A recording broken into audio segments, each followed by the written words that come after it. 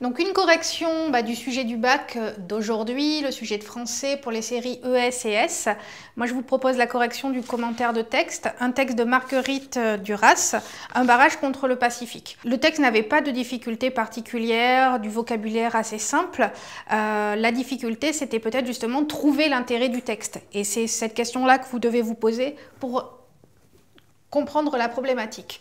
Donc, pourquoi est-ce qu'on vous a donné à étudier ce texte? En quoi est-ce qu'il est intéressant? Et surtout, en quoi est-ce qu'il rentre dans votre objet d'étude sur le personnage de roman?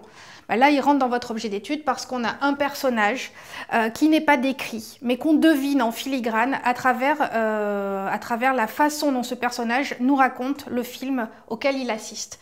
Donc, je suis arrivée à cette problématique. Comment le personnage se construit-il à travers un récit fictif? Le premier point, j'ai étudié la salle de cinéma comme un lieu consolateur. Si vous prenez le début du texte, vous voyez très clairement que cette jeune fille trouve une espèce de confort dans la salle de cinéma. Elle y arrive comme par hasard. Elle y est seule, comme nous le montrent les phrases négatives. Elle y est seule, mais elle y est bien. Elle se sent cachée et pour elle, c'est quelque chose de positif. Donc, tout ce que vous pouvez relever sur ce premier paragraphe, phrases négatives, solitude, etc., ça va vous permettre de faire ressortir la salle de cinéma comme un endroit plutôt agréable. C'est un endroit d'autant plus agréable pour la narratrice que c'est un endroit où il fait sombre. La phrase courte, la lumière s'éteignit, débouche ensuite sur des phrases beaucoup plus longues où on sent que la narratrice se laisse comme aller et on relève une énumération. Suzanne se sentit invisible, invincible et se mit à pleurer de bonheur. Donc invisible, invincible, ce sont des termes mélioratifs et donc qui font apparaître le confort que procure la salle à la narratrice. Enfin, le lieu apparaît consolateur puisqu'on voit que la narratrice s'abandonne. Les phrases deviennent de plus en plus longues, comme si elle se gonflait, comme si elle se laissait aller dans son fauteuil, comme si elle se laissait aller à une situation agréable. Et on a une espèce de gradation avec des énumérations, toutes les institutions, toutes les églises, pour arriver à une espèce de chute, l'adolescence, qui nous ramène finalement à la situation de notre narratrice. Donc un lieu agréable qui va permettre à la narratrice de se laisser aller, de s'abandonner, et elle va pouvoir arriver à exprimer une espèce de catharsis. Donc la catharsis, c'est un terme de théâtre grec qui désigne la purgation des péchés. Et en fait, notre narratrice se laisse aller et finalement se dévoile à travers un récit simple. Le récit, qu'est-ce qui vous permet de dire qu'il est simple? Le temps, tout d'abord, énormément de présent, elle est en costume, elle voyage, des phrases très simples, un vocabulaire très court, très simple plutôt, et des phrases très courtes. Donc vraiment une grande simplicité, c'est presque enfantin dans le récit. C'est tellement enfantin qu'on arrive à une idée de stéréotype. La description des aventures du personnage du film est complètement stéréotypée. Alors elle voyage, elle a des aventures, elle va au carnaval de Venise, elle rencontre un homme qui est forcément très beau, très brun, très noble, donc avec ces superlatifs traits qui vraiment rajoutent du cliché.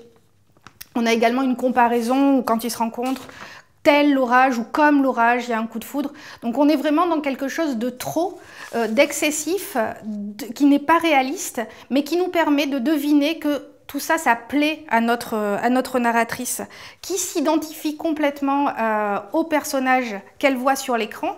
Comme le montre le passage au style indirect libre, il dit où elle dit « je vous aime ». Donc on a une narratrice qui rentre dans l'histoire, qui s'identifie au personnage qu'elle voit sur l'écran, et ça nous permet, nous, de deviner quelles sont ses émotions, quels sont ses sentiments. Et du coup, on arrive à notre grand 3, le cinéma comme lieu de tous les possibles. Cet endroit où la narratrice est venue, la jeune fille est rentrée plutôt pour se protéger, pour être seule, pour être tranquille, c'est finalement pour elle un endroit où elle va pouvoir vivre une vie exceptionnelle et où elle va pouvoir se révéler. Qu'est-ce qui me permet de dire ça? Déjà le changement de pronom. Le récit commence par le pronom « elle », donc on a quelqu'un de bien déterminé, et au fur et à mesure du texte, on glisse sur un pronom « on » qui est beaucoup plus indéfini, Et finalement, cette jeune fille qui était seule n'est plus du tout seule. Elle fait partie d'un groupe de spectateurs et elle évolue.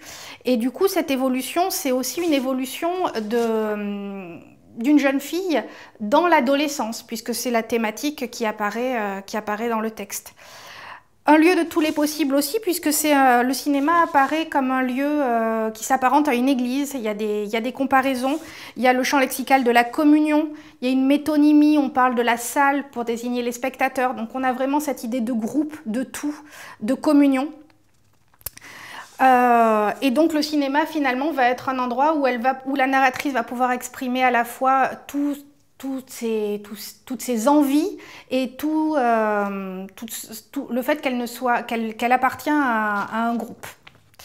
Donc, comment le personnage se construit-il à travers un récit fictif? On a un personnage qui se construit en filigrane, c'est-à-dire à travers ce qu'il nous raconte. En ouverture, ce que vous pouviez dire, c'est que cette scène était d'autant plus intéressante à étudier que le livre « Un barrage contre le Pacifique » a été adapté. Il a été adapté 2 fois, la première fois en 1958 et puis très récemment. C'est pas un hasard donc si cet extrait a été choisi parce que le thème du cinéma est très présent dans ce livre.